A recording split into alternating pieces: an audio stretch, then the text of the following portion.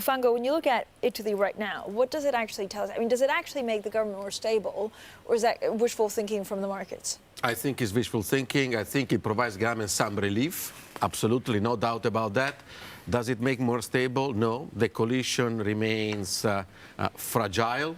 The five-star has collapsed, and we should look more in Calabria to what happened to the five-star, in Heartland of the five-star, where they went from 43% to 6% yesterday. The PD would have to acquire a greater weight within the coalition. The five-star has no leadership, and they have very different view on key items on the agenda, from the statute of limitation to what to do with autostrade and so on. So they get to live another day. Salvini doesn't get to knock at the presidential palace asking for early election, but the government remains chaotic. Okay, what does the government need to do in terms of, I don't know if it's handouts or structural reform to make sure that they stay in power?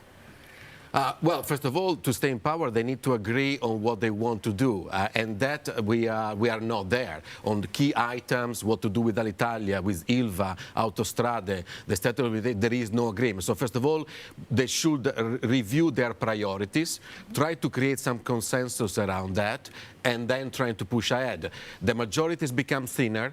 More than 20 five-star lawmakers have left the party or they've been kicked out. And also, let's not forget, there are 6 regional elections coming in May and June. There are more than 1,000 city councils going to election. So, and we have a referendum coming as well ahead of this new round of election. So the time to get things done is short. Wolfango, does it matter? And I say that respect for the X number of Italian governments since World War II. I guess it's business as usual. Does it really matter that they find some political stability, or does it just keep going on and on in an Italian way?